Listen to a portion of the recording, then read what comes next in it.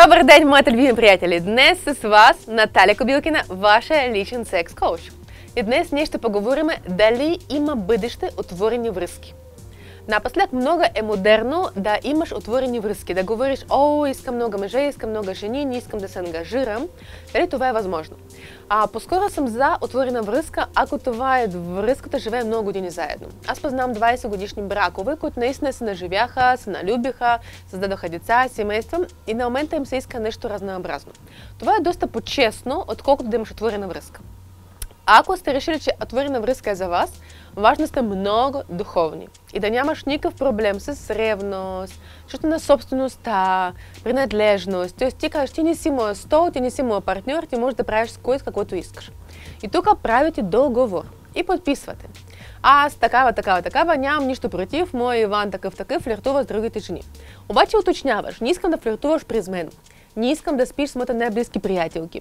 Не искам другите да разбират. Искам да го правиш, да речем, дискретно, или да го правиш в друга държава. Винаги искам да се пазиш с презервативи." Тоест ние тук можем да сложим какви условия са необходими за нас да се чувстваме спокойно и отпуснато. В случай, ако няма ясни условия, става една манджа с гроздите и накрая хора се скарват. Ако направим това интелигентно, с условия, имаш бъдеще.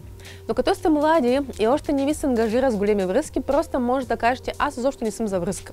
На момента съм пеперутка или пеперут.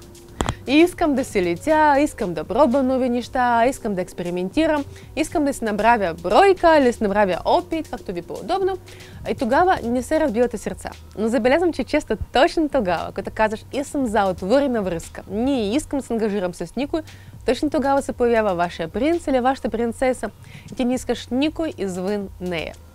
Така че експериментирайте със своята граница, наблюдавайте какво е вашето.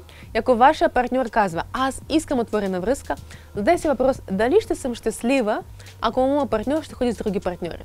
Ако отговорът ти не, тогава избери себе си, каже: "Разбирам те, но аз не съм човек за отворена връзка."